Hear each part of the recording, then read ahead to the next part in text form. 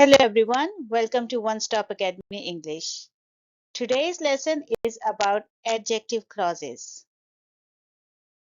By the end of this lesson, you will be able to form complex sentences by adding detail, specifying, or describing nouns in sentences. Adjective clause is also called relative clause. First, let's see what is adjective and what is clause. Adjective is a part of speech that modifies or describes a noun or a pronoun, providing additional details about it. It tells us additional information about its characteristics, such as big house. Big is adjective. Red car. Red is adjective. Round table. Round is adjective. Old book. Old is adjective. And happy child. Happy is adjective. Now, what is clause? Clause is a group of words that contains a subject and a verb or a verb phrase. Clauses can be of two types: independent clause and dependent clause. Independent clause can stand alone as a complete sentence because it expresses a complete thought. For example, she likes to read. Here, she likes to read is an independent clause. Dependent clause. It cannot stand alone as a complete sentence because it doesn't express a complete thought. For example, because she likes to read. It has a subject and it has a verb. She is a subject and likes is verb. But it is a dependent clause because it doesn't convey a full thought by itself. Now we have information about adjectives, clauses, and dependent clauses. I hope it will be easier for you to understand now what an adjective clause is. It is a dependent clause that functions as an adjective in a sentence. It provides additional information about a noun or pronoun. The only difference between adjective and adjective clause is adjective is a word. Adjective clause is a group of words which has a subject and a verb or verb phrase, but they have the same function. We use adjective clause to add detail about a noun. Now look at this sentence. The book that is on the table is mine. That is on the table is an adjective clause because it describes the noun, which is book.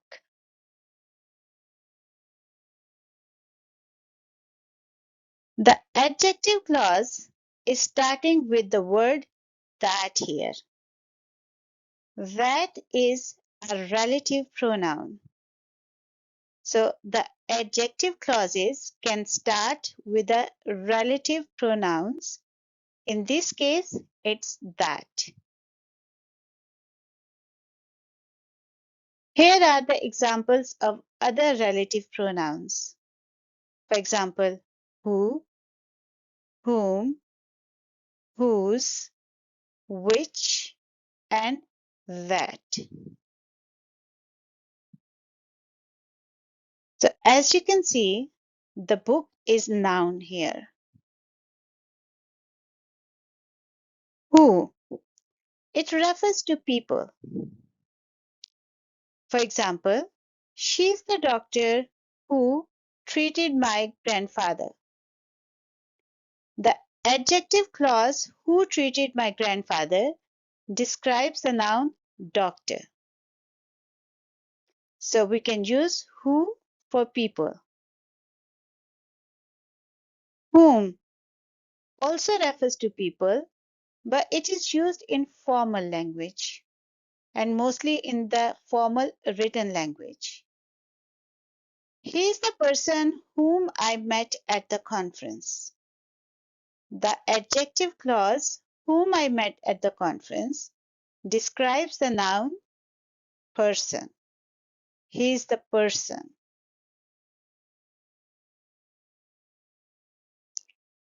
Whose. It indicates possession. This is the house whose roof was damaged in the storm. The adjective clause here is whose roof was damaged in the storm, and it describes the noun house. Which. It refers to things or animals. The car which is parked outside belongs to my brother. The adjective clause here is which is parked outside, and it describes the noun car. That. It can refer to both people and things used in restrictive clauses. She is the student that always asks insightful questions. The adjective clause here is that always asks insightful questions, and it's describing the noun student. Now, there are some relative adverbs which can introduce adjective clauses. And those relative adverbs are where, when, and why. For example, I remember the time when we first met. The adjective clause here is when we first met, and it's describing the noun time. Another example. This is the reason why I couldn't come. The adjective clause is why I couldn't come, and it's describing the noun reason. This is a town where I grew up. The adjective clause is where I grew up, and it's describing the noun town. Here are two sentences. The woman is a teacher. I spoke to her. Let's make one sentence using adjective clause. The woman I spoke to. I spoke to is describing the noun which is woman. The woman I spoke to is a teacher. The woman that I spoke to is a teacher. Here we have used that before I spoke to.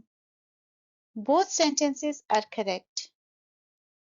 The woman who I spoke to is a teacher. That is also correct. The woman to whom I spoke to is a teacher. But we use whom only in very formal sentences while writing. Notice one thing. Woman is a noun. After that, we put the adjective clause, which is I spoke to, that I spoke to, who I spoke to whom I spoke to. And then we complete the rest of the sentence. I hope this lesson was helpful. In next lesson, we will do the practice. I would appreciate your feedback and see you again. Bye.